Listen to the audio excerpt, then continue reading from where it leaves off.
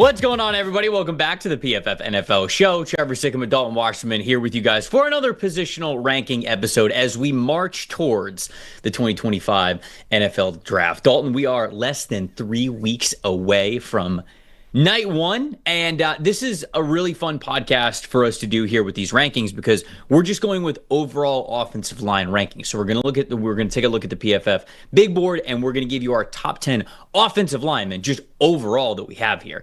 And what we're going to do is we're going to be able to sort of break down why we see guys in certain spots. Are they specific scheme fits? Are they scheme versatile? What they do well, what they do don't. When we get into trench day, there's a lot of fun details. And as someone who I noticed last week, your personal email is still Coach Dalton. I have a feeling that you're going to enjoy this podcast. How you doing, my friend? Certainly. This is going to be a fun one. And look, more and more we're seeing every year that offensive linemen are the guys that win Super Bowls, right? We've seen it with the Chiefs. We've now seen it again with the Eagles. Every team is trying to build in the trenches now and use that model. So I think you have a lot of players. Look, I don't know that there's as many superstars necessarily at the top as we had last year, say, with Joe Alt and Olu Fashanu, but I think there's a lot of really good starting caliber players here. I think there's a lot of players, like you mentioned, that are going to get good scheme fits, right? As long as they go to the right team, they can fit in and have more success with certain teams than others. So I'm really fascinated to see, especially your team fits for some of these guys, just to see where they might fit in and how the scheme works and just how their talents can really shine in the way that it ideally should. I know I've been teasing this for like the last week, 2 weeks that we're doing these team top 100 big boards, but I am more than halfway done on them, and I think I will be finished with all 32 for the scouting group to review and for us to get out to you guys. And I will say that offensive line is the position where team to team, just looking at the data of like, okay, this team is very heavy zone blocking scheme. This team is very heavy man and gap run blocking scheme. Sometimes it's a lot more even. And so where you sort of move guys up and down, depending on whether or not you think that their traits are scheme fits for certain teams, that has been a really fun process of those team-specific top 100 big boards that we're doing, which we will get out to you guys very soon. But we'll give you a little bit of a preview here on today's episode for this. So with that, let's take a look at the top 10 offensive linemen that we have here on the PFF Big Board. At number one, I've got Will Campbell. Will Campbell is still my offensive lineman one. I understand that some people out there say, okay, well, he's going to be more of a guard at the NFL level. It's similar to sort of how we talked about, Peter Skoronski, Rashawn Slater. One of those guys has been given a chance to play offensive tackle, and he's played it very well in Rashawn Slater. The other one never really got a chance to play offensive tackle in Peter Skoronski, despite him playing left tackle for 3 straight years at Northwestern. And I think he's been fine at a guard, but he's now at 2 coaching staffs, and they didn't really give him a chance to play left tackle. Dalton, it feels like Will Campbell is going to get that shot, if you will, to fail at tackle before they were to kick him inside to guard or center. Certainly it depends on where he lands. But what's your thoughts overall here on Will Campbell and with him still being offensive line one on my big board? Is he offensive lineman one on your big board? Yeah, I have him as the top guy still, and I think, like you mentioned, he deserves to get that shot to play left tackle in the NFL. I don't know if it'll be as high as New England at 4. Another team, maybe the Saints, take him at left tackle and move some things around at number 9. That's a team fit that I've thought about. We'll get into in a minute. But this is somebody for 3 years against high-level SEC competition that's earned this right to try to play tackle in the NFL. And I know there's been so much debate about his arm length. Is it 32 and a half? Is it 33? Pro day measurements, Senior Bowl measurement, not Senior Bowl, scouting combine measurements. But right. I think, look, his footwork, his technique, his mean streak in the run game, everything about this guy says, look, give him a shot to play tackle. He was in so many true passing sets at LSU because they had such a drop-back system with Jaden Daniels and then with Garrett Nussmeier back there. They didn't have much of a creative run game or a very creative offense all the way around. So I think he's proven it time and again. Could he be a little bit stronger? Do some of those edge rushers with length and power go back to his tape against Jared Verse? Those guys give him a little bit of trouble? Yeah, but I think as far as being technically sound and especially going against speed rushers, I think he can handle NFL speed rushers with no problem. His footwork, his technique is fantastic. So he's got to get a little bit stronger, especially up top. He could sit a little bit lower in his stance, but I'm with you. Not only the talent, but the fact that, okay, even if it doesn't work at tackle, I should say, you can move him inside and you feel like he'd still be a really good player inside, and he gives you those options because he's so cerebral the way he goes about the position. I have him as the top guy. He's the best offensive lineman in the draft. Maybe he doesn't even end up the best tackle in the draft eventually, but I think you have to give him that shot. So, when I think about Will Campbell and I think about the conversations that we've had over the last couple of months about, arm length, and everybody's making such a big deal out of it. And, is it this kiss of death for offensive linemen? And I think that people go about the conversation in the wrong way. It's very cut and dry. Like, oh, here's the threshold. If he doesn't have 33-inch arms, he can't play offensive tackle in the league. And I just don't feel as though you're doing the details of the game enough justice when we even say it like that. The thing with Will Campbell is he has shorter arms. And with any offensive lineman, when you have shorter arms, or I'll even say like shorter like stride length in your kick steps, which he also does, it's not that you can't play offensive tackle. Your eyes do not deceive you. What you watched of Will Campbell every single Saturday for LSU over the last 3 years of him playing offensive tackle and playing it very well, that wasn't AI, that wasn't CGI, that wasn't something that was completely made up. You watched him do that. So he can play offensive tackle. The difference is when you're playing at tackle, you are often being asked to block on an island. Sometimes protection will shift the other way. Sometimes you don't have a back behind you to help. You don't have a tight end next to you to help. And you have to take that defender, that pass rusher, you have to be able to block them one-on-one. And that doesn't just mean with power or to the outside shoulder. It also means to your inside shoulder as well. You truly have to handle them. It gets more difficult when you don't have the length to be able to do so. Now, there's a reason why I said more difficult, which I think is the important conversation piece for Will Campbell. It's not that he can't do it.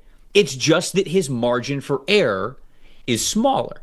And when the margin for error is smaller because you don't have the length or the foot speed, I know he's athletic, but sometimes, the kick slides, they just, like, he's got a little bit of groin inflexibility. He can't, he doesn't have these big, long stretches when he's doing a 45 or a vertical set to try to protect the outside shoulder.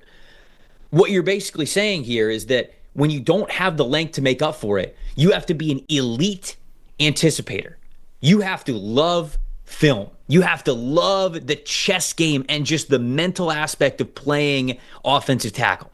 If you don't have faith that Will Campbell can do that, like if you basically say, like, does he love ball, right? That's the big test. If you don't think that Will Campbell loves ball, then all of a sudden you take his measurables and you go, all right, maybe I don't want to give him a chance at offensive tackle. But everything we have heard from Will Campbell, the interviews at the Combine, some of the interviews that he's done on other podcasts, just what we have heard from him during his time at LSU, it seems like this dude just loves the game and he understands it so well. He understands his strengths. He understands his weaknesses. He said that in Indianapolis. So I feel like I haven't had the chance to just truly kind of like get that full conversation off my chest when we talk about Will Campbell, because people have gone like, oh, he hit 33-inch arms. That means he can play tackle in the league. And oh, when he didn't at the Combine, well, that means he can't play offensive tackle. The conversation's exactly the same.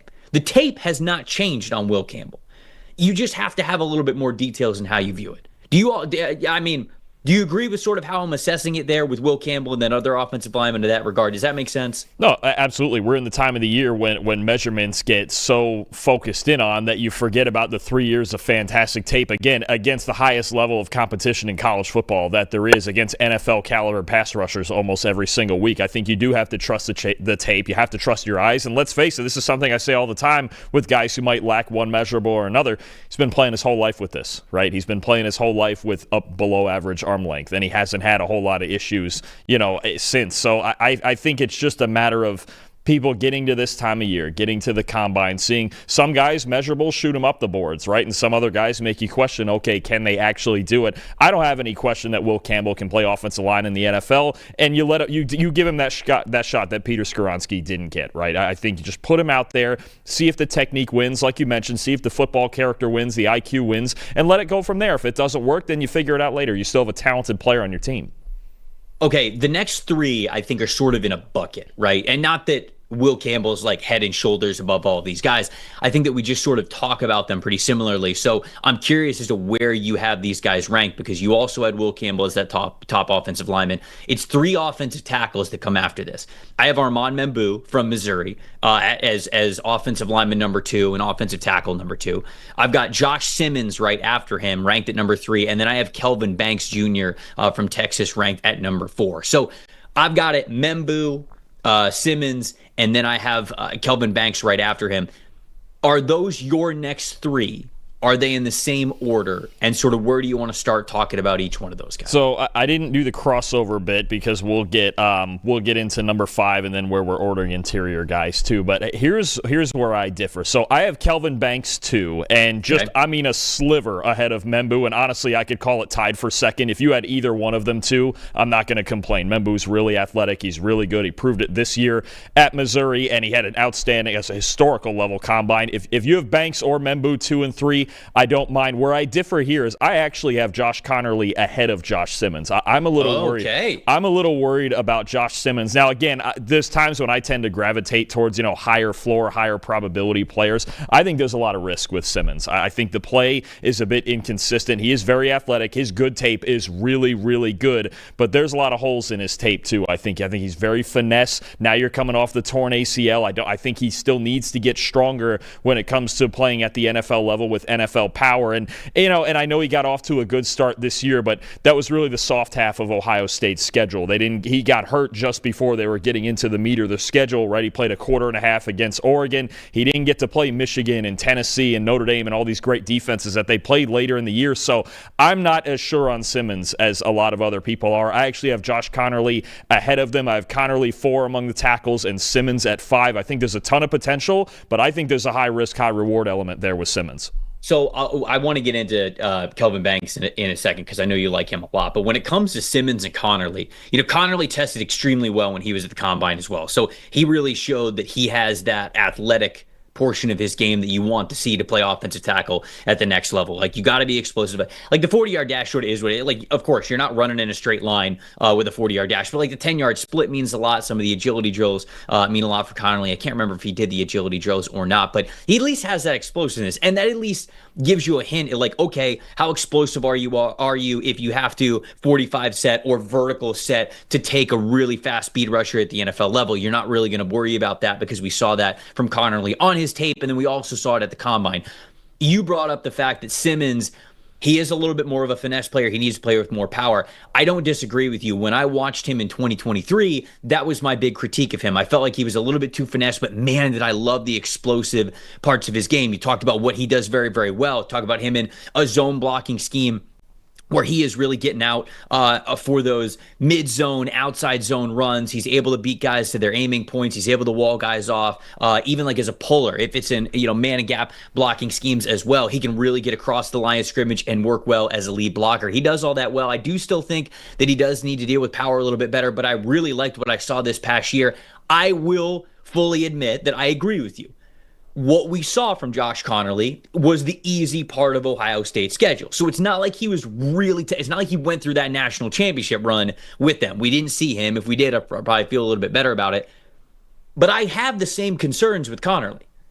It was the same conversation for me. When we were going into this year, I felt like Conerly did not play with nearly enough power. I thought that he was way too finesse in 2023 for Oregon. Now, to his credit as well, he also got better this past season, which is great to think about. And, he's not coming off the knee injury. So anybody that is really wary of Josh Simmons' knee injury, I can understand that. But I felt like the best plays of Josh Simmons were better than the best plays of Conerly. And I even felt that Simmons played with power more consistently than Conerly did. Now, again, is it just me looking at lack of competition? There might be a little bit of that in there, but I can only judge the tape that I watched these guys be able to play in 2024. So for me, I think that these prospects are pretty similar. I just like the strengths of Simmons a little bit more.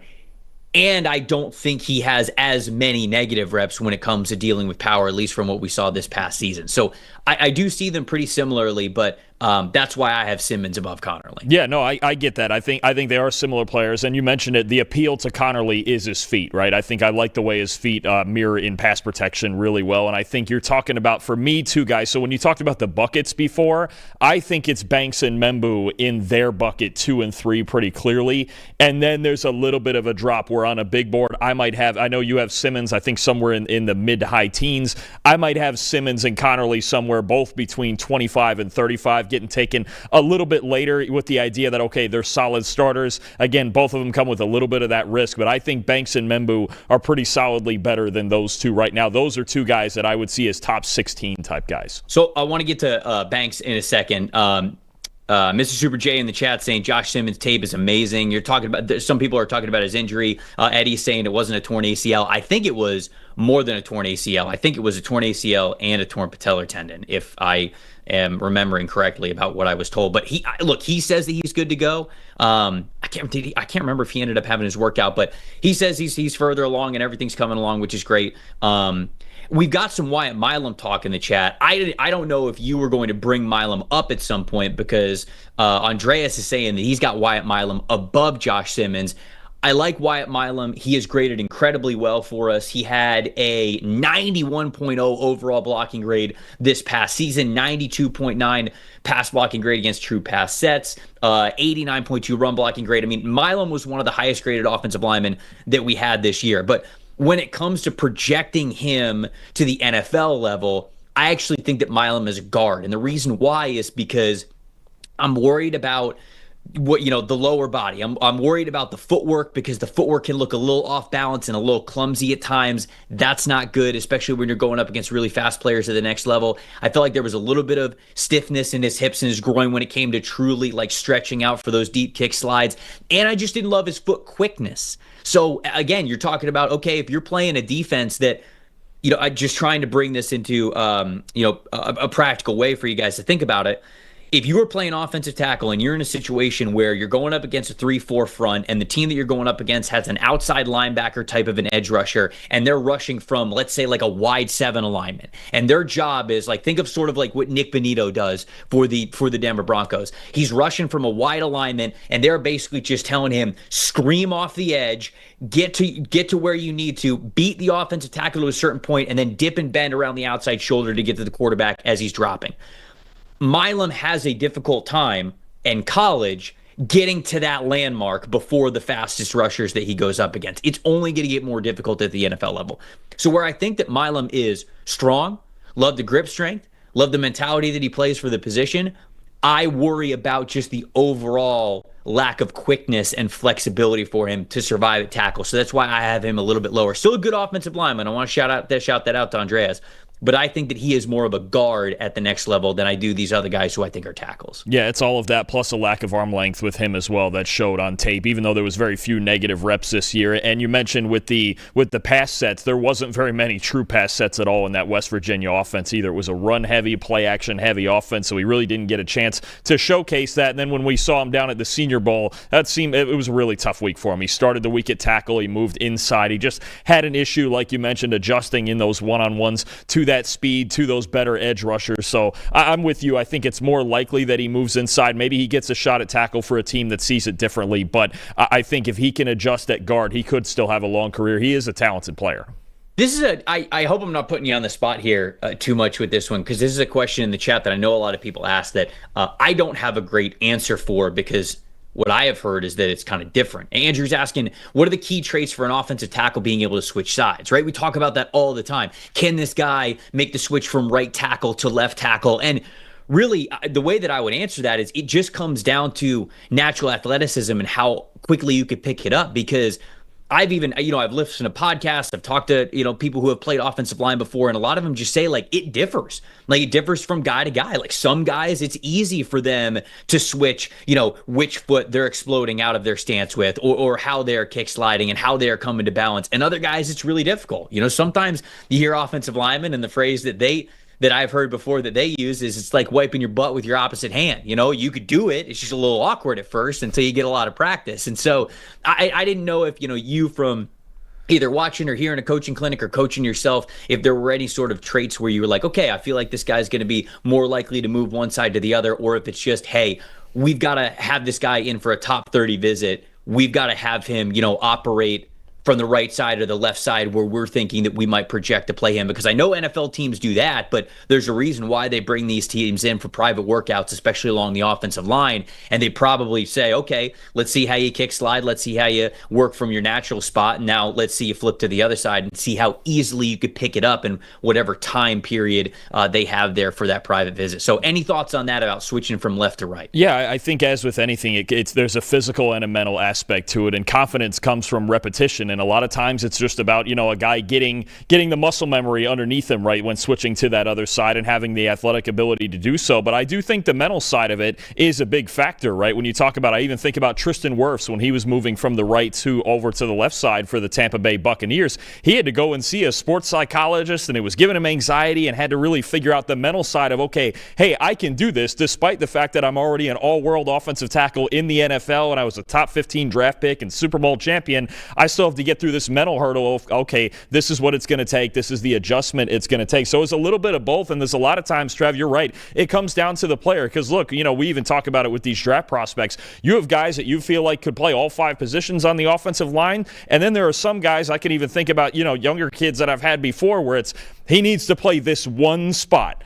And that's it. And that's all he can mentally handle. If you move him to another spot, it's either going to stress him out or he's not going to be able to have that same twitch. And you don't want guys thinking about it on the football field, right? You want him to go out there and just react. So it really does. It's kind of a case study where it comes down to, even before talking about Will Campbell, why do we feel like Will Campbell could move inside even if it doesn't work at tackle? Because mentally he has the acuity to be able to handle both the assignment part of it and the adjustment physically for him to make whatever physical adjustments he needs to for the position. So I think it does come down player to player what you feel like they can do. Or a player like Tristan Wirfs, who is obviously a special football player and a special athlete, he can do that. And even then he had to get over some mental hurdles of, okay, can I have the confidence of doing it on this side? And now he's just as good on that side too. So it really comes down to each case and each player individually studying that. But I think that's something also that these teams worry about, not worry about, I should say, they examine with these offensive linemen in this pre-draft process is if we needed him to, could he, right? And this is the part where people think, oh, it's just old linemen and athletes and they're just big, strong guys. No,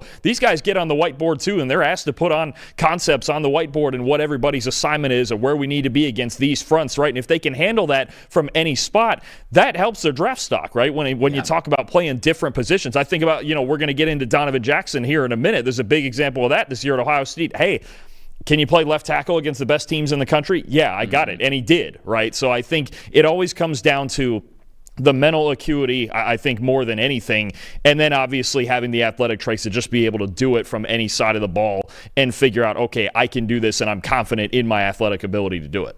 Yeah, offensive tackle is a little bit different because it's a little bit just different of a breed of the offensive trenches. But like, there's a reason why a lot of times we classify guards and centers as just interior offensive linemen, because a lot of times you have to be asked to do multiple things because you just never know. When I was covering the Buccaneers as a beat reporter, Dirk Cutter, their former head coach, used to say all the time, like, basically until you have, this wasn't the exact words that he said, but like essentially what he was saying is until you have a contract that basically says you are playing this position and we are paying you a lot of money to play this position on the offensive line, you almost have to play all 5 spots. Like, even if you're sort of like a spot starter, you have to be versatile in what you do. So having that experience, having that background is really important, which is a good way to usher in what I want to hear from you about Kelvin Banks. The Ghost 22 in the chat here saying, wouldn't be surprised if the New England Patriots take Kelvin Banks Jr. at number 4 overall. He is the surest thing. You said that you have him ranked number 2. Right behind, or like tied with Armand Membu there. Could be number 2 for the offensive tackle spot. Do you think that he is an actual candidate there to go number 4 overall? And then just talk to us what you think about Kelvin Banks Jr. I don't. I think it would much more likely be Campbell, and I think Campbell would probably be even a better system fit for Josh McDaniel's scheme there in New England. So I think Banks, what I look at, is two things. One, he's a very productive pass protector at a career 88.8 pass blocking grade in his career. And I know Texas ran a lot of RPO and play action and things like that, but his athleticism and his footwork in pass protection is fantastic. I know there's questions about his length, but I have no question that he is athletic enough to stay at left tackle. To me, in the NFL, I know there's been talk about him moving inside to guard, and if there's a team, and there's a team we might get into in a little bit here that might ask him to do so, I have no questions about it. I think this is the classic, maybe beyond the arm length, just pass protecting, outside zone blocking tackle that anybody in one of these Shanahan schemes is going to want, right? So when I look at teams like San Francisco at 11, Miami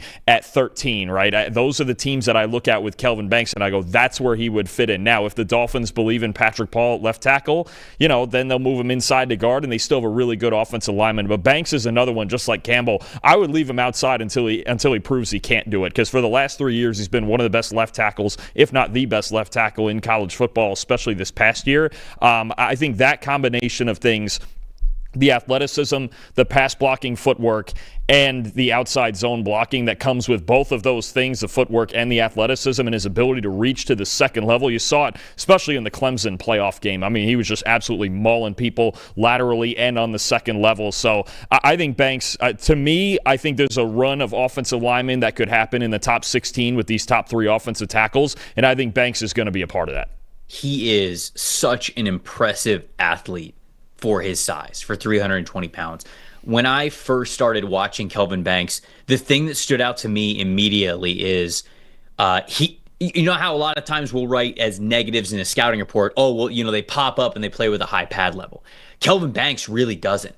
He has the ankle flexibility, the hip flexibility, the overall balance, the proper weight distribution in the upper and lower half of his body to not only get low at the snap and have a low pad level at the snap, but you watch this guy and he stays in a squatted, low, powerful position while kick sliding. And it's not nearly as much of a guarantee as people think that it is for offensive linemen to do that, especially at the level and way that Kelvin Banks does. So the foot quickness that he has, the balance, again, that flexibility, just really impressive stuff there for him. It's why I think that he'd be an excellent guard. But I agree with you. He has a skill set, and the arm length checked out for me. He was right around 50th percent for arm length, and he had about 90th percentile when it came to total wingspan on him. So with that all checking out, I feel great about saying, hey, let this guy be an offensive tackle first. The big issue that I have with him is sometimes he doesn't play with as much power as I wish that he did.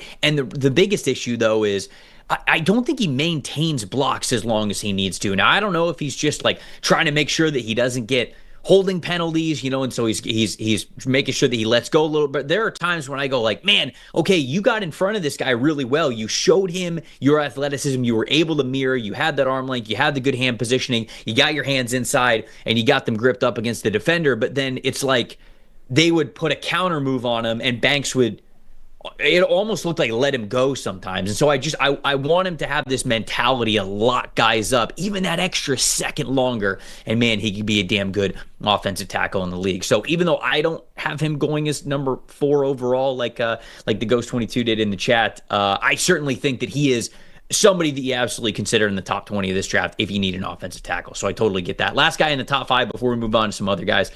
Gray Zabel. He is our first interior offensive lineman that I'm bringing to the table. Is he your top interior offensive lineman in this class? We watched him play left and right tackle when he was at North Dakota State. And then at the Senior Bowl, they played him at center. They played him at right guard. They played him at left guard. Dalton, he looked excellent everywhere. And it was at that week when we were doing our shows live from Mobile that I said, we need to talk about this guy like we talked about Graham Barton last year. That's the draft range that Gray Zabel needs to have. That right around number 20 is kind of where the range starts. He ended up going number 26 to the Buccaneers, but we saw how valuable he was even just as a rookie, and I think he is only going to get better. That is Zabel to me. He is that type of an offensive line prospect, so that's why he's the top interior offensive lineman for me and somebody that I think should be considered at the back end of the first round. When I did the original tape watch, I actually had Donovan Jackson and then Tyler Booker and then Gray Zabel, but I think you're also talking about 3 very different players, and it's really close. I could see them getting drafted in any order, to be honest with you. To compare Gray Zabel and Tyler Booker, it almost just doesn't make sense, right? Because you've got one guy who's like versatile, athletic, zone blocking, offensive lineman. I think there's certain spots in the league, and there's one I'm going to get into that I think is a perfect fit. And then you have Tyler Booker, who's this big 320-pound downhill mauler that I think would fit in somewhere, say, like Baltimore. But no, I think clearly those are the three guys you're talking about in this first bucket of interior offensive linemen. Having Zabel number one among that group, I think makes plenty of sense, right? When you talk about, you mentioned it, the comparison being Graham Barton, the former tackle, the athletic tackle who might not have enough length and upper body strength to stick at tackle, maybe if you needed him there in an emergency situation. But you mentioned it, the Senior Bowl. That was the big one there, is when you talk about, okay, here's the jump in competition. You're not dominating North Dakota State like you have the last 5 years all across different positions. And look, he's got experience at all 5 positions in game action. If he were to play center, it would not be new to him, right? And you talk about, we mentioned before, having the mental acuity to play any position and knowing what your assignment is and being able to execute that on a physical level. Zabel can do that. He's done it his whole career, and North Dakota State's a fantastic program at the FCS level. They've had a history of developing offensive linemen, too. Cody Mauch for the Tampa Bay Bucks is another one, right, where it's like, okay, he's played tackle, he's played guard. Where is he going to go? Right now he's starring at right guard for the Bucks, and this works. So I think Zabel, if you have him as the top guy, I think this is one where I'm fascinated to see what the interior guys. When you get done with your team boards, there's going to be some teams, probably half of them, that have Zabel as the number one guy, and there's going to be some others that have Booker as the number one guy, right? It's going to depend on the scheme with these interior guys. We don't have a foolproof Quentin Nelson-type prospect that would fit in anywhere, but Zabel in one of these zone schemes where the athleticism can shine in the same way that Graham Barton's did. And will there be a little bit of adjustment? Sure, it might take a year to really get into, potential Pro Bowl form, but I thought Barton got better as the year went on. I think he could be down the same path for Zabel, whether he plays center or guard, and there's several teams that need either. Yeah, I think that Zabel is just he is, again, to use the word natural, a word that I think that teams really gravitate towards is when you have a player who played offensive tackle most of his career as a starter, and then you plop him in a new environment with new offensive linemen around him, and he looks like he can handle him with the best of them at new positions on the interior, at guard or at center. You just have so much faith into that because NFL teams look at that tape at the Senior Bowl and they go, I could teach this guy anything. Truly, this guy could play offensive tackle for us. We don't want him doing that, every single week, but he could play tackle for us. We'd love him at guard. We'd love him at center. So especially, like you said, these teams that like to get their offensive linemen on the move, they're absolutely going to love him. But even teams that are, more powerful in the middle, like just because of his versatility, I feel like he can be excellent. I mean, he was able to, for as much as I want to praise his athleticism for a great natural athlete that Zabel is, you remember at the Senior Bowl, he showed off great grip strength. He showed off great anchor ability. Maybe he's not going to move people off the ball as well as a Tyler Booker does, but this guy's pretty scheme versatile in my opinion, and that's why I agree with you. I think that at least half the teams in the NFL should have Gray Zabel as their top interior offensive lineman in the draft, regardless of scheme, because of how good this guy is. Okay, we're going to move on to 6 through 10, but before we get to that, what's your child's future success look like for you? Maybe it's them just, owning their own business one day. Maybe it's them getting to travel the world with their family. Whatever it looks like for them, or even if they don't know yet, you can help them achieve that right now by getting ahead of the curve with a kids investment account from Fabric by Gerber Life. It was designed by parents for parents to make things easy to plan for and manage when it comes to your family's financial path. With this kids investment account from Fabric, you could start investing in your child's future today. Again, even if you don't know exactly what you are investing for, the funds, they could eventually be used for anything: music classes, sporting events, tutors, tuition when they're a little bit younger. And then if you continue to have this account and continue to invest in it, maybe one day you are helping them buy their first house, buy their first car, start that business, whatever that looks like. The whole thing is online. It's very easy to set up. It can take you as little as just 5 minutes. It starts with only $20. There's no contribution limits to it. Tax advantages, funds your SIP insured up to $500,000. Plus, there is no commission fees to it. Just that low, flat monthly maintenance fee. You can monitor everything right from your phone, and you can check it out. You can do a monthly. You can do whatever you want when it comes to this account. Join the thousands of parents who trust Fabric to help protect their family. Start investing in your child's future today at meetfabric.com/PFFNFL. Meetfabric.com/PFFNFL. MEET. Fabric.com/PFFNFL. NFL. These portfolios are managed by Fort Washington Investment Advisors Incorporated. Additional services provided by Apex Clearing Corporation. All investing is subject to risk. You can learn more at meetfabric.com. So number 6, with the offensive lineman that we have on the PFF Big Board is Josh Connerly Jr. We've already talked about him a little bit, so we don't need to go on further there. Number 7 is Tyler Booker. And then number 9 is Donovan Jackson. So I'll skip number 8 because number 8 and number 10 are sort of different cases, and I think they're very different players. They're both offensive tackles. So for the sake of the conversation, having Tyler Booker at number 7 and then Donovan Jackson not too far behind him at number 9. Talk to me about these two players. Do you have a specific order? Because in my opinion, they are very different players, right? Tyler Booker is just a guard. He's not going to be a center for you. He's not going to be a tackle. He's just a guard, and he is a powerful, between the tackles, man gap scheme type of a guard. Whereas Donovan Jackson, I like him in his zone blocking scheme. I like him with his athleticism. He played guard. He played tackle. He's got a little bit of flexibility for you. So with these two guys, very different how you view them as interior offensive linemen. Do you feel good about one being a little bit higher than the other, or is it totally dependent on sort of what scheme you're running here? I think it's mostly dependent on scheme. I had Jackson ahead of Booker just because I feel like Donovan Jackson is just a very safe, like the definition of a second-round starting offensive lineman that you're getting right there in that 49 range most likely. Maybe a little bit earlier if a team's looking 10, 15 spots sooner. But I like the versatility. And Ohio State started using more gap schemes down the stretch this season. I know he was playing tackle at that point, but it was a big adjustment for them to change their run schemes, and Chip Kelly adjusting the run schemes to help this offensive line be a little more comfortable, right? Because now you've got Jackson who, look, could he play tackle in an emergency? Sure, but it's still definitely not the preferred outcome for him, right? I don't think that he can pass protect at tackle on an NFL level, and that's fine. Look, he's a guard, okay? I know he's listed there as a tackle. He played most of his snaps this year at tackle after Josh Simmons got hurt, but Jackson I have a little bit higher. I think, look, Booker, I think he gives you a good base in pass protection.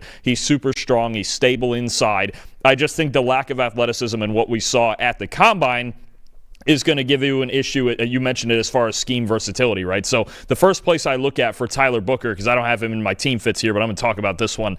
I think the Baltimore Ravens. I think if you were to put him on that left side, right in between Ronnie Stanley and Tyler Linderbaum and getting downhill and all the counter and all the different things that the Ravens run in their run schemes, I think that's the first place that I think about, okay, if he were to sneak into the first round, that's where I would think about. I also think about maybe the Philadelphia Eagles, who could put him at right guard, and they're a heavy inside zone scheme, so he could still get downhill a little bit. You know, maybe not like the duo that Alabama would run, but it's a little bit different than the wide zone schemes that some of these other teams run. Like Tyler Booker is not a guy that I would put on the Seattle Seahawks with Clint Kubiak. That would be Donovan Jackson. That would be Gray Zabel. Right. I'd be much more comfortable with that. So again, your preference really comes down to, with these three guys, what team you are, what offense you're running, right? And there's going to be a lot where Booker's the third guy. There's going to be some where he's the first one, and I would agree with that, right? I think the team boards are going to be big when it comes to these interior guys again, but I have Jackson a little bit higher. I think there's a little more versatility, a little more athleticism, and I think laterally he just gives you better movement in the run game to where he would fit in more places in the NFL. Yeah, I think that Tyler Booker is going to be a great test for where's the floor of what is required for you as an even interior offensive lineman in today's NFL. Because I think that you can look at, I'll read off Tyler Booker some of his measurables here, and these are measurables with him just listed as a regular offensive lineman, like not necessarily an interior offensive lineman. The height, 44th percentile, the weight, 77th percentile, the wingspan, 86th, the arm length, 81st, and the hand size is 91st. Or 96, excuse me. This is a big dude. Like, this is a big, strong offensive lineman. But when you look at the 10-yard split, which is, of course, how he gets out of his stance, second percentile. When you look at overall 40-yard dash, 25th percentile. Three-cone drill, 28th percentile. 20-yard shuttle, 32nd percentile. So with Tyler Booker, he is what he is. Like you mentioned, he is just a duo, powerful, move you off the ball between the tackles type of an offensive lineman. Is there a scheme? Is there a fit where that can still be very, very effective? Because we have to talk about him like this because the projections, it feels like he's going first round.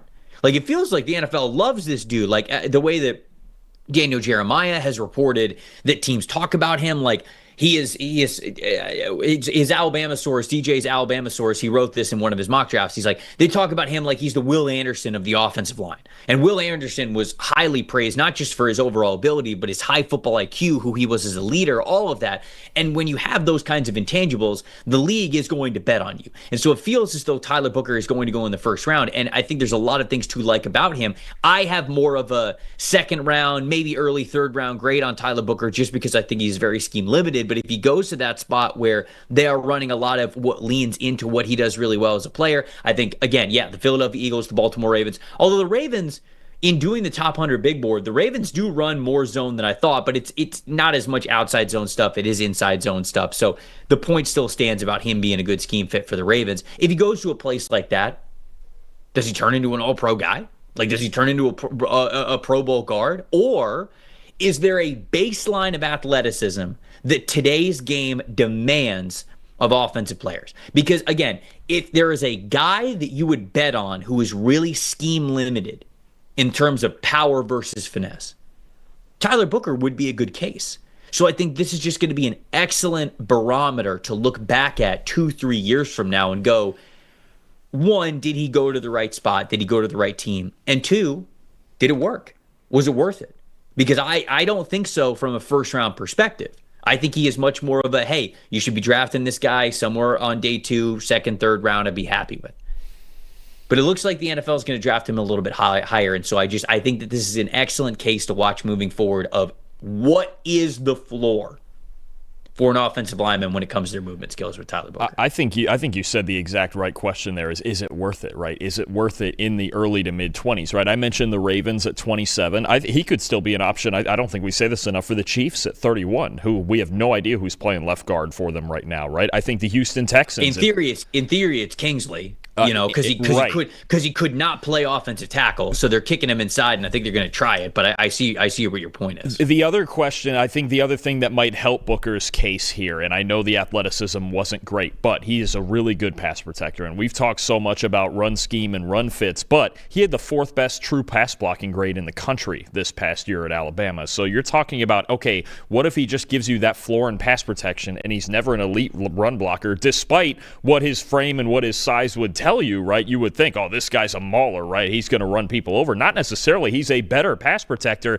Does that base in pass protection allow you to go, okay, this is what we have first and foremost? If you're the Houston Texans and you're trying to protect C.J. Stroud on the inside, especially where they struggled so badly last year, does that pass protection ability alone and everything he can do on that side warrant the 25th overall pick and go, you know what? Tyler Booker can fix our interior pass protection. We'll figure out the run blocking as we go. Who knows with Nick Caley coming in there for the Rams, could he be running more duo schemes as opposed to what Bobby Slowick ran before that? So I think there's a lot of factors that go into the scheme, but I think we also have to remember it's a passing league.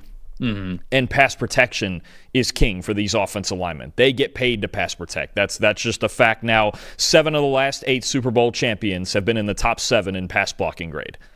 You have to be able to pass protect at an elite level. If Booker can do that for you, then you start thinking about, okay, maybe is he actually worth a late first-round pick? Again, I think somewhere in the 20s. The talk earlier in the offseason about like 10th overall to the Bears and things like that, I think that was always nonsense. He just wasn't on that caliber anyway to be picked that high. But I think those are the teams you talk about. Houston, Baltimore, Kansas City. I don't know if Washington would think about it. Philadelphia, maybe with that right guard spot, flip him over to the other side.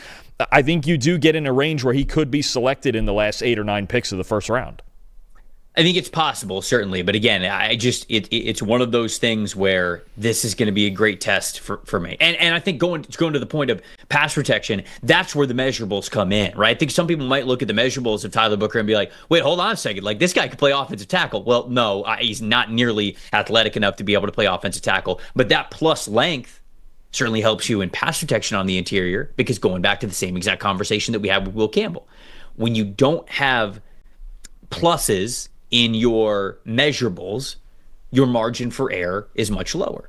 With Tyler Booker, even despite the fact that his feet are kind of heavy, he's not the best athlete, when you have, 86th percentile wingspan, 81st percentile arm length, even 96th percentile hand size. He's got 11-inch hands, so this dude's got massive hands. That helps you be a better pass protector because your margin for error is so much bigger when you have that sort of length advantage, especially relative to the position that you are playing. So will be very interesting to see where Tyler Booker goes and how the early part of his NFL career ends up playing out. Number 8 on the list, I have Ariante Ursary, the offensive tackle from Minnesota. And then at number 10, I have Ozzie Trapillo, the offensive tackle from Boston College. So these two guys, very different. I think that Ariante Ursary is a player who, despite the way he looks and his build, is great on the hoof. I mean, he is fantastic when it comes to those zone blocking responsibilities, even outside zone, even if it's going the opposite direction and he's asked to, get across the face of a 3 technique and wall him off and create a cutback lane. Like, this guy can absolutely do it. When you look at him pre-snap, I remember looking at him pre-snap before I even saw a single play of him, and I went, oh, okay, this guy's going to be an absolute mauler. And then he exploded out of his stance, and then I watched him be a better zone blocking offensive tackle than a man and gap scheme sort of between the tackles, duo, combo block type of a player. Not that he can't be used in those certain situations when you're talking about counter plays and counter tray and just pulling guards, because obviously that involves him showing off some athleticism there. So I do think that he is a good player there in terms of an offensive lineman and an offensive tackle good for his own blocking scheme. And then on the flip side of things, Ozzie Trapillo, he's one of those guys that, Dalton, I'm sure that you do this as well. When we go on a lot of shows, people go like, hey, we're talking about a lot of tackles that are kicking inside. Who's actually an offensive tackle in this class? And Ozzie Trapillo is one of the guys that we bring that I often say, I'm sure that you do as well, just because he's built like it. He plays like it. He is just somebody who, he has the height, he's got the length, he's got the size, he's got the experience.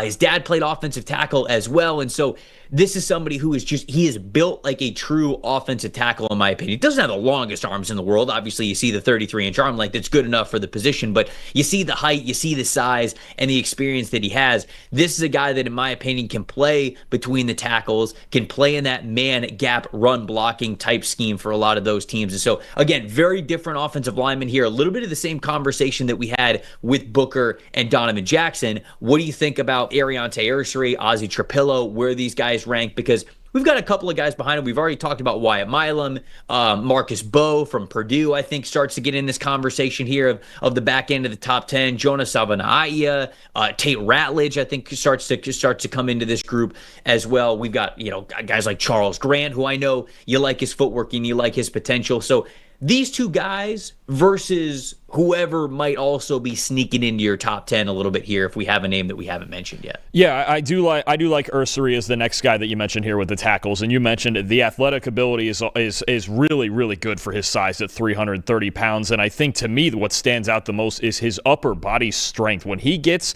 that grip on you in that outside zone scheme and he gets extended, his shoulders are strong as an ox, man, and I think that comes from being a state-level shot put competitor back in high school. He's a track and field guy, so he's a good athlete, and I think the big question beyond all of that is just, can he bend enough, right? I mean, you've talked about guys, who bend at the knees versus at the waist. Ursary's kind of a waist bender, right? And I think he plays a bit high, and is certainly in pass protection. That is going to be an issue, is can he add just a little more bend? Can he sit down just a little bit lower in pass protection to make himself a primetime tackle? Because honestly, he's got enough athletic talent to keep up with the rest of the guys in this class, but it's that. Is he a little bit too stiff? Can he bend?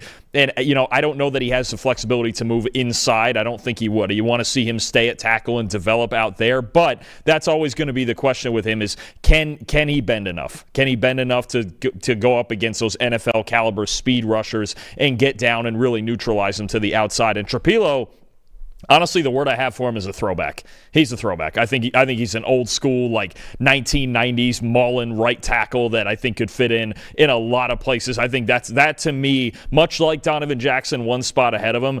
I think this is a solid starter. I don't know. I don't think he's an all-pro type guy, but if you're talking about maybe somebody who, for the New York Giants, I think would be a good target at right tackle as they figure out that situation. If you were talking about the New England Patriots and, a year or two from now when Morgan Moses is done, Ozzie taking over at that right tackle spot, I have another guy I could talk about later on with that as well, but I think Ozzie's a solid starter. It would not shock me to see him go actually late in the second round with the idea that, look, maybe he's not an all-pro guy. Maybe he's not Lane Johnson or whatever, but This is a good football player. And for that size, especially at 6'8", we saw him moving on a couple plays out on the perimeter on screens and things like that. At the Senior Bowl, he can move a lot better in open space than I thought he could, because you watch a lot of his BC tape, and they have a very downhill kind of run game. We saw Christian Mahogany last year, and he looks like he's going to be a steal for the Lions. He was playing right next to Ozzie. I think Ozzie's got a really good future in the NFL as a long-time starter. Yeah, I think so too. I think he's sort of like that high floor type of an offensive tackle. Like I think, in my opinion, he's a great.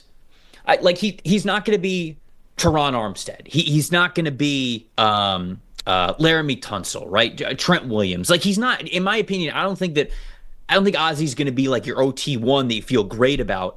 But if he's your OT2, I feel like you feel pretty good about your duo if you got somebody that's better than him. He reminds me of sort of, I'm not saying he's exactly like these players, but the way that we talk about a Mike McGlinchey, a Colton McKivitz, a Walker Little, right? Where you got, and I know McGlinchey got the big contract, so that's sort of like the high end of what we're talking about here. But it's those guys where you go like, yeah, man, they're rock solid. They're rock solid for you. You feel good about them. And we should never overlook rock solid when it comes to trench play. If you are able to present a pretty high floor, like you mentioned, you could play in this league for a pretty long time. So I like Ozzie. I think that the footwork isn't elite, like the foot quickness isn't elite for him. I think that with him being 6'8", he's got some natural imbalance issues. And then I just wish the arms were a little bit longer. I wish the arms reflected the 6'8" frame a little bit. I wish they were a little bit more of a plus for him. But all of that just goes in. I think he plays the game at a very high IQ level.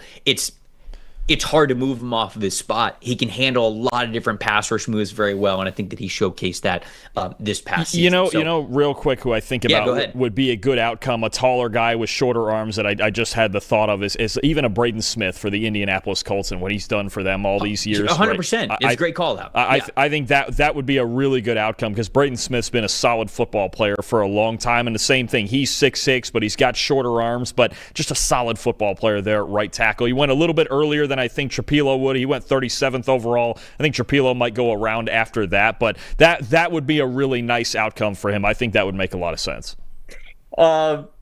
Slency in the chat said, I love these. They crack me up every time. Oh, boy. Slency said, Ozzie Trapilo is the Christian Darrisaw of George Fants.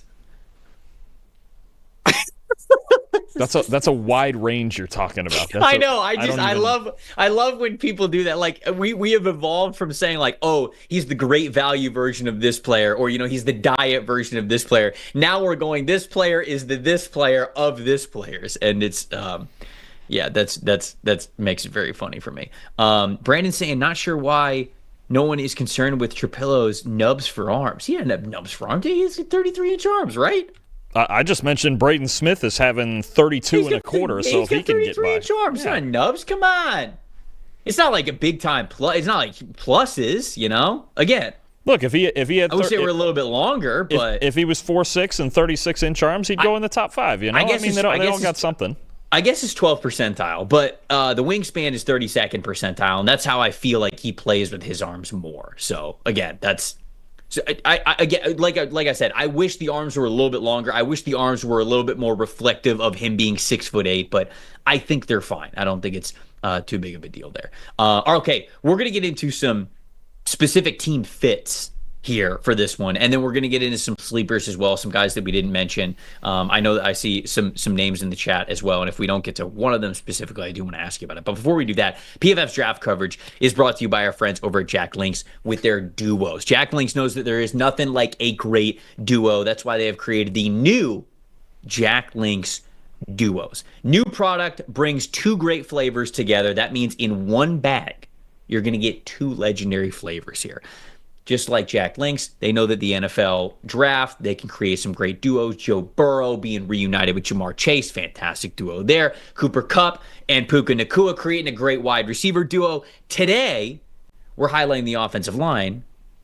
And we're going to talk about Armand Membou and what a duo he could be with Olu Fashanu if he goes to the New York Jets. Your New York Jets, Dalton. This would be a great duo. And it would be a great spot for Armand Membou because he could step in right tackle. We talked earlier this show, how do you feel about guys moving from right to left to right? It's always an unknown when they're able to do that. You don't have to worry about that at all. This is why it is a dream duo here with Armand Membou playing right tackle Olufashinu playing left tackle. Jax Link's Duos has a lot of great flavors that you could choose from that are in this Duos product. I just had the mango and jalapeno one earlier this week. It's got the sweet, it's got the spicy. It's a great combination there. They've also got original and teriyaki, which you guys probably know and love. And then the tried and true flavor. I haven't had this one yet. This one, I'm eating this one either today or tomorrow. I'm trying all of the different products that they were able to send, so I'm excited about this one. Buffalo and ranch. Come on, guys. It's tried and true. We already know that one's a dream duo. You guys can find Jack Link's Duos wherever you buy Jack Link's jerky, your local convenience stores, select Walmart, things like that. So go check it out. That's a great segue straight into sort of these best team spots and fits that we have for some of these offensive linemen. Because one of them, for me, was Armand Membu going to the Jets. And I already talked about how much I love it and the reasons why there as we were talking about Jack Link's Duos. But as a Jets fan, how do you feel about Armand Membu potentially being the pick for them at number 7, and then that tackle duo of Olufashinu and Membu? I get it, because you're talking about completing a potentially really good offensive line. Fashanu, Simpson, Tittman, Vera Tucker, and then Membu. I mean, and of course, what would Aaron Glenn and Tanner Engstrand want more than that? What they built in Detroit, and likely a lot quicker if you had those 5 guys. It feels like a butt is coming here, and I need to hear what's the butt here. The question strategically is, who in the world is catching the football? Because you've got Garrett. Armand Membu can't. You have. I mean, if that's the case, I mean, he showed he's a good enough athlete probably to do so. I mean, he'd probably be our best tight end right now too. But you have Garrett Wilson, and then you have Josh Reynolds, Alan Lazard, Xavier Gibson, Malachi Corley, and really not much in the tight end room at all. It's Jeremy Ruckert and Stone Smart, and that's the part where I think about if Teteroa McMillan were on the board. Assuming Tyler Warren's on the board, do the Jets have enough weaponry to really supercharge this offensive line like that? Or could they go later in the draft and go Ozzie Trapilo or Jonas Savainea or somebody else who could at least capably fill in that spot, as opposed to trying to have maybe look, if you have the best offensive line in football a year from now, I wouldn't complain about that either, because that's a good base and then you build around it. But the only thing for me is it feels like if you're drafting Membu, you have to go weapons probably on day 2, right? Rounds 2 and 3. I think about a guy like Jaden Higgins, I think would fit in if they want a slot receiver. Obviously, they may try to develop something out of Malachi Corley, who barely even played last year. And then at tight end, I really don't know what they're doing right now. I have no idea. Right now, it looks like one of the worst tight end groups in football. It was already the 3rd worst last season per our grading. So I think that is going to be the balance of, okay, you can lock in this offensive line, you better find some weapons, or you're going to be in 13 personnel running the ball every single play with Breece Hall, with Braylon Allen, with Justin Fields. And now there's even some other trade rumors happening with Breece Hall that call into question what might be going on with the draft strategy even in the first round. So there's a lot going on, and I've really looked at this Jets pick at 7 as the first one where I truly don't really know what's going to happen. I think it's much easier to get a pass catcher than it is an offensive tackle that you feel great about. So I still love it. That's why I picked it. Who is your first best team fit and prospect that you want to bring? Yeah, if he gets there at number 9, I think you go low moving costs. I think you get Will Campbell to the New Orleans Saints. Look, they were last in the league in pass blocking grade this year. They've been 26 or worse in 3 straight seasons. They can't pass protect. Are you kicking Fuaga back to right tackle? However they want to do it, and this is the fun of Will Campbell, like we were talking about before. If you want to put Campbell straight up at at left guard, you could just plug him in at left guard. Cool. If you wanted to put Campbell at right tackle and move Penning inside and figure it out there, because Trevor Penning, I just doubt that he's going to be able to pass protected tackle long term. We just haven't seen it through 2 years. Or you could go Penning inside, Talisi Fuaga back to right tackle where he played his whole career at college at Oregon State, and Will Campbell at left tackle, and you just rebuild it that way. However you want to do it, Campbell gives you the flexibility to do it. But they need more talent. That's not a question. They need a better base in pass protection. Again, 26 or worse, 7th worst, or even worse than that in 3 straight years. They cannot win with their offensive line the way it is, and they can't win with their defensive line the way it is. So they either have to build in the trenches or they're not going to get anywhere. And I know there's been talk about, say a quarterback, if Shedeur Sanders were to fall to them at 9, maybe because he would sit behind Derek Carr for a year, but you're still awful in the trenches. And we've already seen it. Shedeur probably doesn't want to get hit as much as he did at Colorado. I think for the Saints, it's got to be a trench pick either way. And if it's the offensive line, hope that Will Campbell is there because he gives you the flexibility and the talent to be able to align that offensive line however you want to. I don't hate the idea of it. I really don't. I am much less inclined to continue to allow Trevor Penning to play offensive tackle than others. I think that you can absolutely kick him inside because you already have a guard spot that you don't love, and that's including with Cesar Ruiz playing another guard spot who has struggled. So you like McCoy, I like Fuanga, but if you kick Penning inside and you let Will Campbell play one of the other offensive tackle spots, then at least I feel great about Fuanga, Will Campbell, and Eric McCoy. You can replace the guards, and they won't this year. They'll kick Penning inside. They'll let Cesar Ruiz stay there because he's got a lot of continuity there. But with Kellen Moore coming in, it's sort of the perfect time to be able to do that. It's a brand new coaching staff. You're teaching guys a different sort of run game, and it's just new coaches in the building. So I think they do have that flexibility there. I think Will Campbell, one of my fits is, I want to shout out, and I see people in the chat, by the way, talking about their sleeper offensive linemen. We will get to them in a second because I want to make sure that I shout out some of the guys that you guys are pointing out in the chat.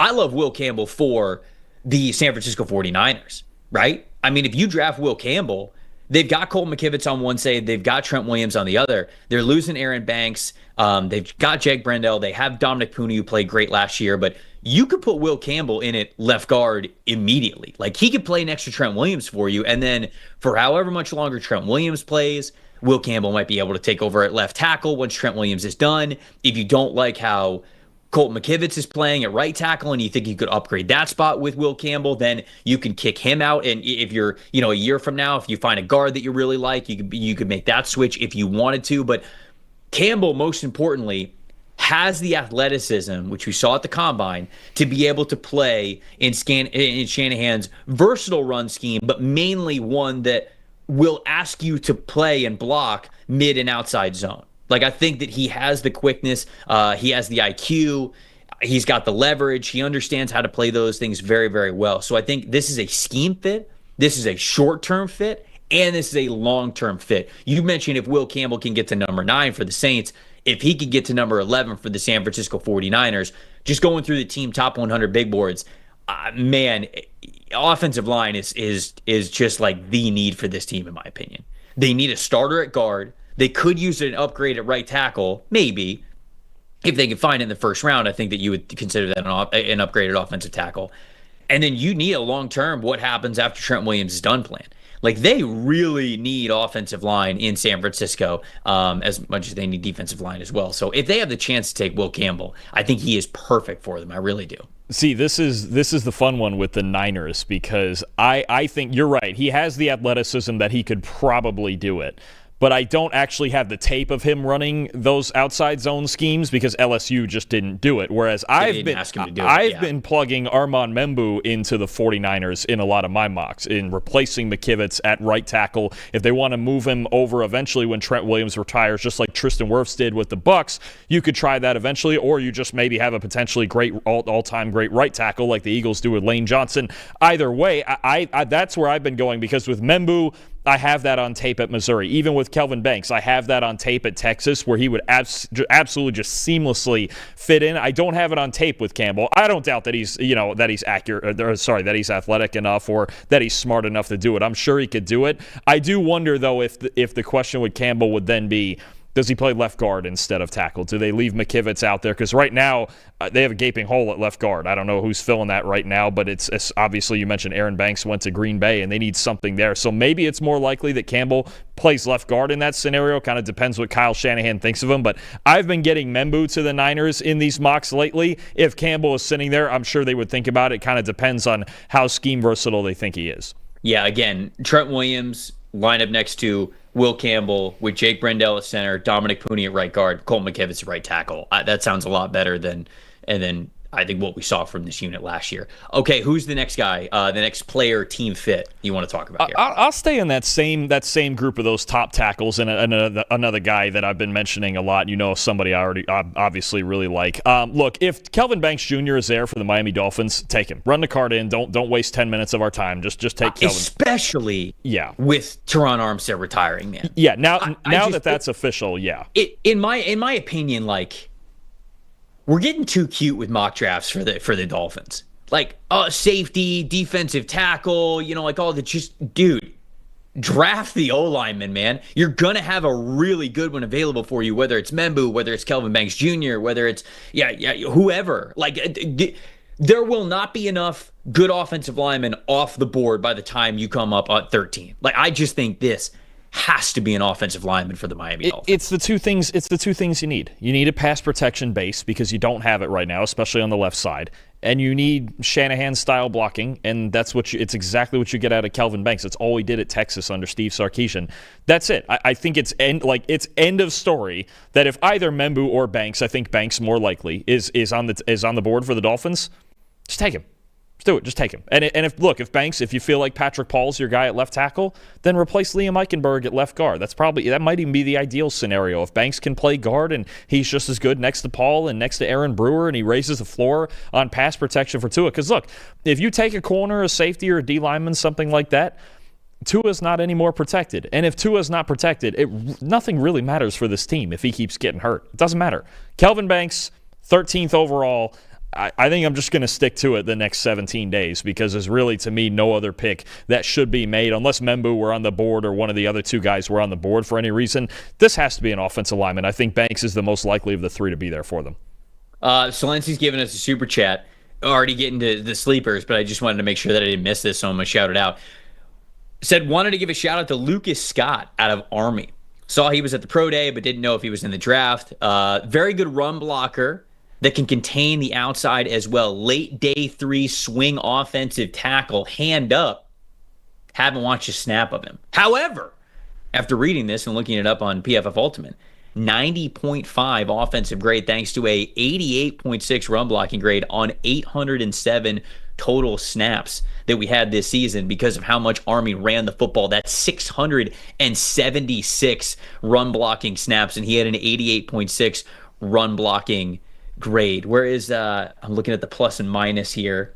I'm waiting for it to load, just trying to give you guys as much information as possible since I have not watched it. And I'll tell you this, that Army team was really good this year, and their offensive line actually won the Joe Moore Award with Lucas Scott leading the way there. Right. That's a really good football player, Trevor. Look, the question's going to be pass protection because we know they throw 5 to 8 times a game, right? But you talk about maulers in that triple option that they were running. Lucas Scott is a mauler. That might be somebody on day 3 that gets thought about, if he's athletic enough, obviously. And sometimes, it comes with a lack of size coming from the academies, but those guys have been getting bigger in recent years, and they mauled people this year all across college football. They were nasty. Yeah, good shout out from Solensi, who also says Kelvin Banks and a swing on Marcus Bowe as an interior offensive lineman would be ideal for Miami. I do not hate the idea of Miami double dipping at offensive linemen in this draft. I really don't. They have a first-round pick, second-round pick, third-round compensatory pick because they don't have theirs, but they have a compensatory pick there. 2 4th-rounders, 2 5th-rounders, and then 3 7th-rounders. Absolutely, they're drafting more than one offensive lineman in this class. I really like the idea of them drafting Marcus Bowe. I don't know if they would do it at 48. That's the tough part for me is, does he last until 98? Probably not. And then you probably got to package a couple of picks to try to jump up in the 60s, 70s to draft Marcus Bowe. If I'm just sort of reading the tea leaves of where he might be drafted, I really don't think that he is going to last all the way to the fringe top 100 pick there at the very end. But I do like that idea. I think both of those guys are scheme fits for them for Miami. So just wanted to shout that out too. Last guy that I'll talk about as a team fit. So I'm going to go to the Baltimore Ravens. You talked about Tyler Booker. I actually like Donovan Jackson just as much, I think, for the Baltimore Ravens because I have so much faith in how he played this past season and how much, in my opinion, he raised his floor with what he was able to not only show at left tackle when Josh Simmons went down for the season, but also, you mentioned it, they started playing a lot of man and gap run block or run scheme concepts as the year went on, and I thought that Donovan Jackson played them pretty well. And so when I was doing the team top 100 big boards, I was surprised that the Ravens weren't a higher percentage in that man and gap run blocking in those man and gap run blocking plays. It was right around 50-50. Now, inside zone sometimes looks like duo, right? So it's like, okay, the properties are kind of the same when you're running inside zone, especially when it's a very condensed inside zone offensive line setup that you have before the snap. But I think that Donovan Jackson gives you that versatility to be able to play those between the tackles duo plays that you want. Maybe not as well as Tyler Booker, but still well enough. And then when you do want to switch it up and get to those mid and maybe outside zone plays, he then has the athleticism to be able to do that. So I actually like Donovan Jackson as just as much of a fit for the Ravens, maybe even more than Tyler Booker, although of course the pass protection stuff goes into it as well with the pluses for Booker. But we often just say, oh yeah, Tyler Booker for the Ravens. If they're drafting an offensive lineman, it's going to be Tyler Booker no matter what. I think Donovan Jackson's in that conversation too. And the more that I looked it up and said, okay, they were a little bit more even in how much they run man and zone run blocking concepts than I thought. I think the versatility of what Donovan Jackson brings could actually fit there in Baltimore as well. Yeah, I think part of that was an adjustment for Derrick Henry too, because that's what he had runs for so many years in Baltimore and in Tennessee. And you could see early in the year they were kind of tweaking and adjusting. How do we want to run the football? What's Henry most comfortable with? What's Lamar Jackson most comfortable with? But at the end of the day, Trev, you bring in good offensive linemen, you can run anything. So I think either one would be a fit. I think Donovan Jackson's one of those guys with enough versatility and just the high floor level of play that he has. He's actually maybe the offensive lineman that I feel the most that could help the most of the 32 teams in the NFL. So I think it's a good call. I think Jackson, he would fit there. The only question with him is I'm not as sure that they would take him at 27. I just wonder if they would try to wait for him or maybe trade up in the second round for him. I don't know if they would take him that high, but if that's your guy, that's your guy, and you go ahead and take him and you plug him in there at left guard. I think it was Mr. Super J was talking about like, hey, do you have any other quick hitters, like team fits on some of these players? I got one more if you want to go with. Oh yeah, I forgot you got one more. Yeah, shout it out. Let's go. Yeah, a guy that whether I do a 1-round mock, 2-round mock, I think I got him here in our 3-round mock with myself and Max Chadwick last week while you were busy down there in the Bahamas. Gray Zabel. I've been shoehorning Gray Zabel into the Seattle Seahawks somehow, some way in every mock draft I do. I think it's perfect. I think for Clint Kubiak's system, whether you want him at guard or at center, they've got all three spots to figure. You got an open competition at all three spots, and if Gray Zabel is in there, he's going to win one of those three spots. I'm just not sure which. Either way, when you talk about Clint Kubiak, zone blocking, I need athletic interior blockers who can get after it. Christian Haynes might be one of those guys. Maybe Sato Alamea is one of those guys, but I think Gray Zabel in Seattle, I don't know if they would pick him at 18. If they would trade down from 18, they're picking 50 and 52. A lot of times what I've been doing in these mock drafts is getting them up from number 50 a little bit higher to get into a better range for Zabel because they got 2 picks in round 2 and 2 in round 3. I think this is a player that Seattle really needs to target. I think this is the guy that you start this interior offensive line with. You obviously have him as the top interior guy in this draft. If they were to even come out, I would say either with a receiver, edge player, or corner with that 18th pick and then find a way to trade up from 50 or 52 to get Zabel, I think they would really be living all of a sudden, and Seattle's building a really nice draft. But every time I do a mock draft right now, I'm finding a way to get Gray Zabel out to Seattle. Yeah, I think that Jared Wilson from Georgia, also somebody that very much fits what Seattle's going to want to do. His teammate, Tate Ratledge, as well, just given what Clint Kubiak did last year with his zone scheme. Dalton, if you just want to look at the big board, just some like quick ones, I'll fire off just because Jay was asking for a few more. Like Josh Connolly Jr., I see for the Kansas City Chiefs. I think that one makes a ton of sense in my opinion. Jonas Avanaya, oh man, what's a good spot for him? I'll give you one for him in case they don't go tackle, or maybe they'll double up. Max had actually taken him in the 3rd round to the New England Patriots when we did our 3-round mock last week. Oh, sure. I all right. absolutely love that. Early flexibility. I don't know that you necessarily want to start him right away. I think he's something like a 3rd-round pick like you have him there. But another guy that I would think about, you got Morgan Moses on that 3-year contract. It's really going to be only 1 or 2. You know, these contracts go, and he's an older player. Have Savaiinea kind of hanging around as a swing guy, pass protector, get him a little bit stronger for a year or 2, and then maybe see when Moses is done if he can take over at that right tackle spot. New England's a spot that stands out to me for him. I really liked when he made that pick last week. I do like that. I like Big Jonah for the Bengals as well. It's not the same conversation like, oh, he'll kick out to tackle because they have Orlando Brown Jr. and they have Amarius Mims, but it continues the trend of we're going to try to get the monstars of our offensive linemen. And like, you're just playing him at one of those guard spots and he's just huge. So like, I like him for the Bengals, who really need a guard as well. I think, when you look at a guy like Anthony Dalton from NC State, played a lot better than I even expected him to play when he was at the Senior Bowl. I like him for like the Arizona Cardinals, right? For the same reason that you kind of talked about before. Last year of Jonah Williams at offensive tackle, he could play guard for them immediately, maybe play tackle for them. I think he's probably better as a guard at the NFL level, but maybe you might be able to get him at offensive tackle. So see what he's got at guard this year. But I think that's a good cut. This is a good way to get into some of our sleepers.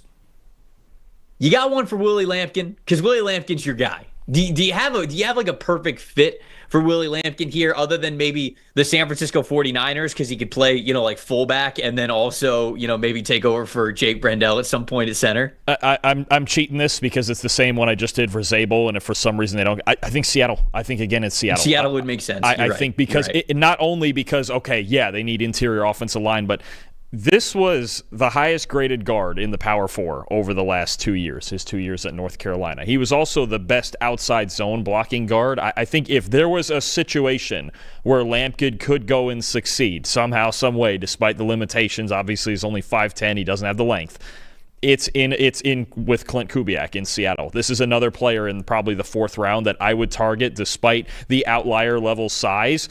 He's just got the movement skills and the determination and the leverage to do this. And when you watch his outside zone tape, this has been said before. It's something I've said before. If he was 6'3" and 315, I do think he'd be a first-round pick. I know, obviously, it's if world and whatever else people talk about with that. He's not going to grow 5 inches tomorrow night. But this is somebody whose fundamentals, his determination, the way he plays, and his footwork, his footwork's fantastic in the zone game. This is another one where I would look at, even as even if you drafted one earlier and you've got 5 day 1 and 2 picks.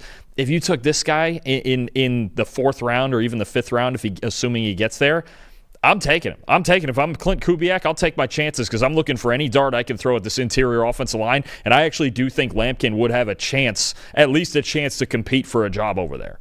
Yeah, Belton is one of my first guys that I was going to bring to the table anyways. I talked about him there as a sort of an easy transition from the Arizona Cardinals, and I do think it makes a lot of sense for them. When I watched Belton in 2023, I just thought he was way too slow to play tackle at the next level. It's like, all right, this is very clearly like a guard convert type of a player.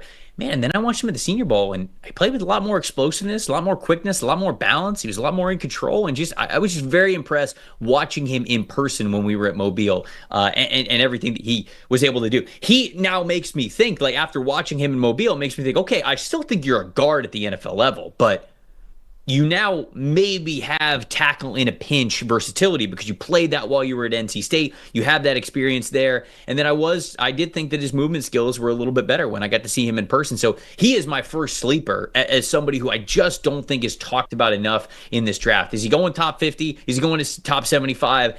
Probably not. But late 3rd, especially somebody early day 3, this is a guy who can absolutely start for you. So those teams that really need an interior offensive lineman, like I know he's not great on zone blocking schemes, but like even if Seattle wanted to get him and put him in there, I just think he's good offensive lineman. The Cincinnati Bengals, I think, are one of those teams that makes sense. I think he'd be great for Baltimore as well for a lot of the reasons that we mentioned with Tyler Booker and with Donovan Jackson as well.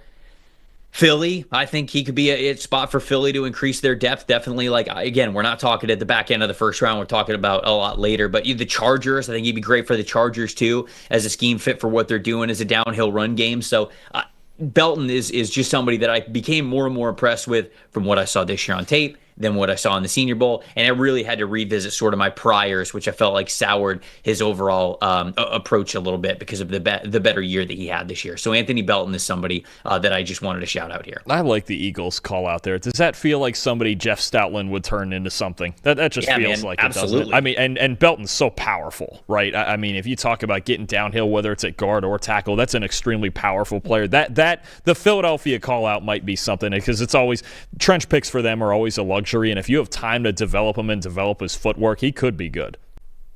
Who's your next one? Who's your next sleeper that you want to shout out? Do you want me to go? I had Savaianea written down. I know we talked about him. We already talked about him. Yeah. Then give me Charles Grant from William and Mary. I think this guy's athletic enough to play at the NFL level. Needs a little bit of work to me on his hand technique, and I think there is certainly a level of competition jump going from William and Mary to the NFL. But look, there's been debate about whether he's an interior player or a tackle. I think he's plenty athletic enough to stay at tackle. I think he needs a little bit of refinement, but you talk about what he can do again in this outside zone scheme. Let's say the 49ers maybe don't go offensive line in the first round. They have needs on the D-line. Maybe they surprise us and go corner, somebody like Jahdae Barron. I think this is the type of player that you develop behind a Trent Williams to learn the rest of the technique that he needs to learn, to get a little bit stronger, to get up to NFL level play strength. I think he's athletic enough to play in this system. This could be somebody that Kyle Shanahan, say in round 3, looks at and goes, you know what?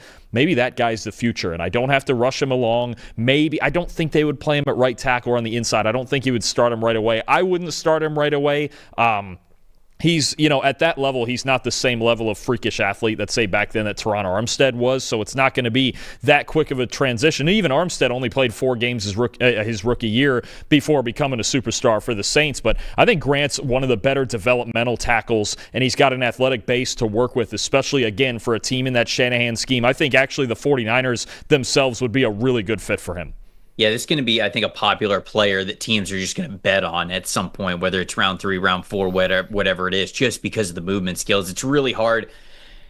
It's really hard to watch his tape at William & Mary and take a lot from it, because he's just clearly an NFL player playing against guys that aren't going to play in the league. So a lot of that stuff looks great. You can see some lack of technique and a lack of consistency from him a little bit. But what you try to take away is, does he look head and shoulders as an athlete above these guys that he's going up against? And he does. And I think that, like you said, like anybody who's running a zone blocking scheme a lot in their run game, they're going to be interested in a guy like Grant to draft and develop.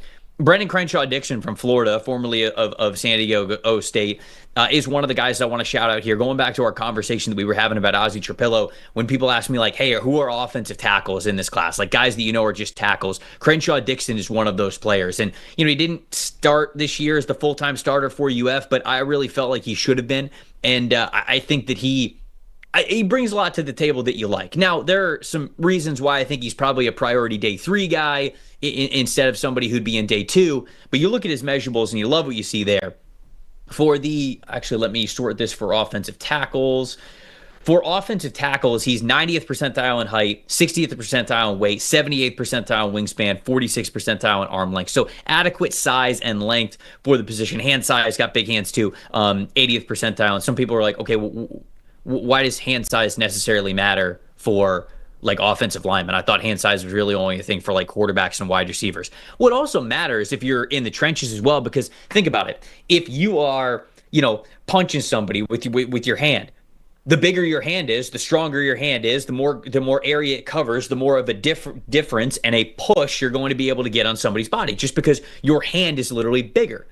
It also goes into if you fire your hands inside and you get them, underneath the armpits, right on the pads, whatever it is, and you're locking these guys up inside, or even if it's like on the shoulder pad, whatever it is, when you have bigger hands, you have a much better grip on the player and whatever you're gripping. So hand size, I think that some people look at hand size for trench players, specifically offensive linemen, and they go, it doesn't matter to me. Who cares? They have big gloves. It doesn't matter. But this is a situation where, like, it does. You have to think about it practically, what it means to have big hands when you are going through what you are asked to do as an offensive lineman. So I think that also is just a little plus. It's not like, oh, he's got big hands, he's going to be an all-pro, but it's just a little thing that helps you out that you have to think about. Now, the athleticism, he's not a great athlete. He is somebody that is a between the tackles type of an offensive tackle. You don't really want him on the hoof. When it comes to the 40-yard dash, vertical jump, and the short shuttle stuff, like 14th percentile, 32nd percentile, 12th, 14th, 11th, 19th. Like, he's just not a great athlete.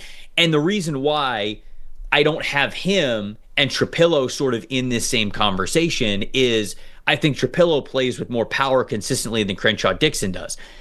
I think Crenshaw-Dixon plays with a very high IQ. I think he's a very smart, patient offensive tackle. He understands punch timing. He understands hand placement. He understands baiting defenders to give away whatever their pass rush moves are. He's able to recover pretty well, but he's not super imposing. He's not going to blow you off the ball despite being a man and gap scheme type of an offensive tackle, and he's not great as a zone blocker. So you want him to just really lean into getting stronger at the NFL level, and maybe that's the reason why he's not a full-time starter for you. But given the measurables and how he approaches the position, I think at a very high IQ level, this is somebody that I would take a chance on if you are a predominantly between the tackles run scheme and somebody that you're okay with maybe having a little bit of athletic limitations when it comes to getting out in those mid and outside zone run blocking concepts. So somebody who is truly built like an offensive tackle, and I think is getting a little bit slept on here in a tackle class where there's a lot of converts, guys who are playing offensive tackle, the interior. Crenshaw Dixon, in my opinion, could be a really nice depth offensive tackle for you. Yeah, I agree. I don't know that the ceiling is there to be a full-time starter, but you know one of the notes I have written down for him, despite not the athletic profile which you just described, he doesn't have a lot of bad habits, and I think that's something that coaches really like to see. You don't see bad habits in his technique. He's a consistently sound player, even if it's unspectacular. Maybe he becomes a starter one day, but you mentioned it. That's a guy that coaches gravitate towards. It's like, okay, you're at least a swing tackle. You can be a backup. I can rely on you, right? You can come in, and if my starter gets hurt, it's not going to be a disaster because at the very least, you darn well know what you're doing, and they're very well, of course, I have to say it in front of you, but they're very well coached down there at Florida. So, most of them. But no, I think with Crenshaw Dixon, he's somebody, I'm with you about that fourth round range that I really liked as somebody, okay, maybe he's just depth, maybe he turns into a starter for a few years at some point, but the technique and the lack of bad habits in his game really, I think, shine through. Last guy that I'll shout out, somebody that I think you've shouted out here on this show before, Jake Majors, the center from Texas. He's somebody who I think just has a chance to be a really solid center in the NFL. So much experience with Texas. People talked about him making a lot of protection calls on that offensive line. Steve Sarkisian just talked about how valuable he is as sort of the quarterback of the offensive line, if you will, and helping Quinn Ewers out with a lot of the protections and making sure that he feels good about everything. And not the biggest dude, not the fastest dude, but just somebody who's very steady and somebody who I could eventually see gaining a starting job in the NFL because he just understands how to play the position. He understands how to play with his teammates and chemistry. I think that's really important. Timing when it comes to climbing to the second level, being able to block in space, just understanding that I often say like the geometry of the game when it comes to using your leverage to your advantage and making sure that you're angling guys off the right way to, okay, maybe if you're not totally stonewalling them, you're getting in the way, you're setting a pick on them enough where they can't get to the ball carrier and he's getting past you and he's getting up to the second and third level. Like Jake Majors, I think, does a lot of those things at a high level. So with such a high floor as a player and how he approaches the game, I think that he is somebody who's probably going to get drafted, fourth, fifth round, something like that.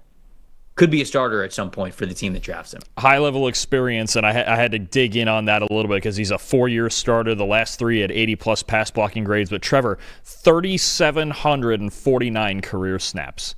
It's a lot. It's a lot of football. Every single one of them at center.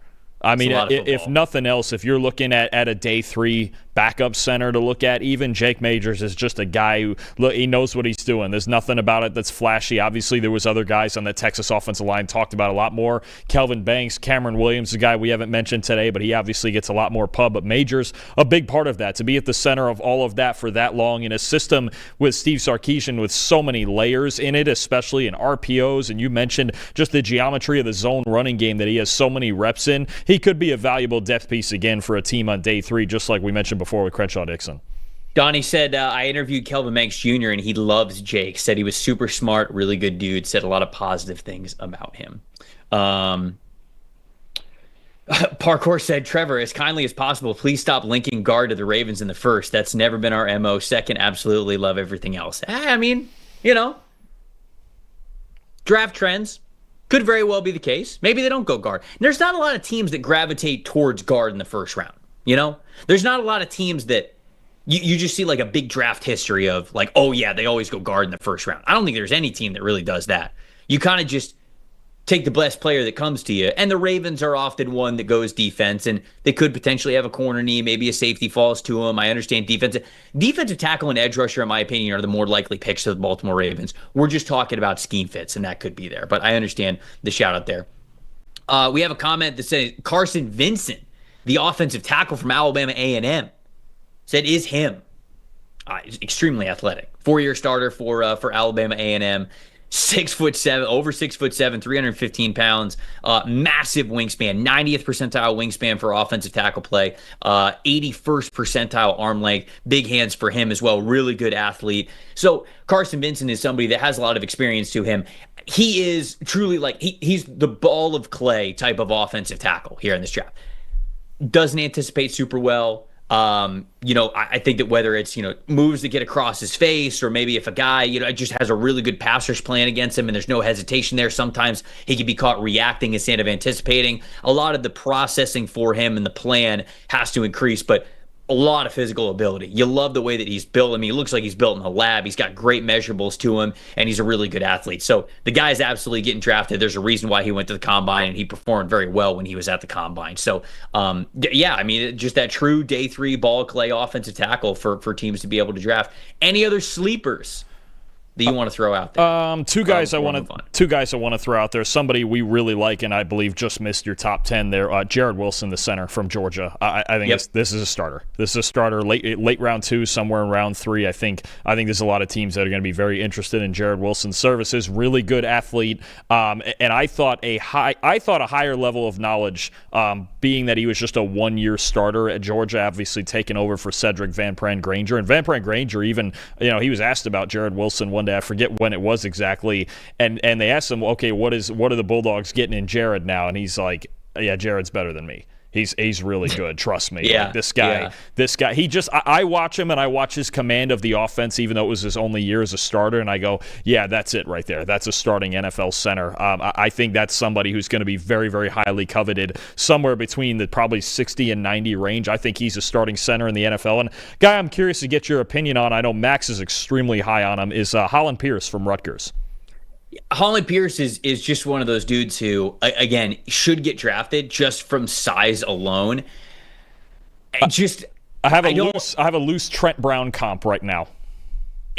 And that's sort of like what you hope he is, right? Like, he doesn't move for his size. I think he moves fine, but you just get worried. You get worried about, okay, does a defensive line coach basically tell you, like, hey, we're playing against Holland Pierce this week, just get across his face every single time, threaten the outside shoulder, win on the outside shoulder a couple of times, make him overset. He's not going to be able to keep up with you if you then like have a counter move, or like a cross chop, or like something where you're making some sort of a counter inside. I just worry about the overall athleticism to be able to play at offensive tackle. And then, do you want a guy who plays with that high of a pad level to play inside? He's got question marks at both positions. So he will get drafted. A team will absolutely take a chance on him because he is 6'8" and 340, is it?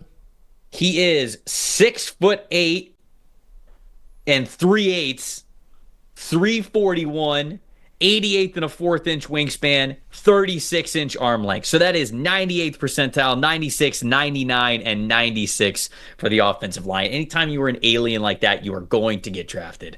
I just don't know if that will be consistent enough at the NFL level. He can be a backup forever just because he looks like the Hulk when he's coming off the bus. But that's my thoughts on Holland Pierce. That makes sense, and I think, look, and I'll give him his credit too. He's developed a lot under Greg Schiano at Rutgers. He was a former walk-on. I mean, he was a guy. I think he was well over 400 pounds when he first got to Rutgers, and actually worked his way all the way down to 340 and had a really good season this past year. Might have been a top 10 graded tackle in the country. But you're right. I mean, that's what you hope for, right? Is that good outcome of, okay, is he Trent Brown? Can he be that downhill kind of project, just massive, maybe even right tackle? He's got experience on both sides. I believe he played on the left side this year, if I remember right, but he's got experience on both sides, so that that part's not really an issue. It's just like you mentioned, the footwork and him getting him to readjust and turn, especially back inside, is a problem. But you have to think there's a team somewhere on day 3 that's going to take the gamble, because look at him, honestly, and he's gotten better every single year of his career. Yeah, no, he has, and I will absolutely give him that. I think before this year, I wouldn't have even thought about him as a legitimate NFL prospect, and now I think he's absolutely somebody who's going to get drafted. Yeah, in 2022, he started at right tackle, and then the past 2 years, he's been playing full-time at left tackle. Appreciate everybody watching and listening to the show, getting in the conversation for the trenches. We always love when you guys are getting in on the show with us. It's a lot of fun. We're moving on to another skill position. I think we're going Quarterback or defensive back? I can't remember which one we're doing on Wednesday, but one of them we'll do on Wednesday. One of them we'll do on Thursday. So we'll get both of those to you guys this week. If you guys haven't checked out the PFF Draft Guide yet, it is out. So go check it out. All the scouting reports on all these prospects. We got player comps and almost 200 guys that are there. Certain scheme fits, what these guys do well, what they don't. Not just offensive linemen, but every single position in the NFL. So if you got a PFF subscription, go check that out and download it. And if that wasn't enough reason for you to get a PFF subscription, you also get the fully unlocked mock draft simulator as well. So you can run as many mock drafts as you want every single day, rounds 1, 2, 3, all the way up to 7 rounds with customization on making the mock draft sim run the way that you want and that you think could be the most realistic for you. So check that out. PFF.com is where you can find all that, and make sure you get yourself a subscription. For Dalton Wasserman, I'm Trevor Sikkema saying thank you guys so much for watching and listening to the PFF NFL show. We'll see you guys on Wednesday.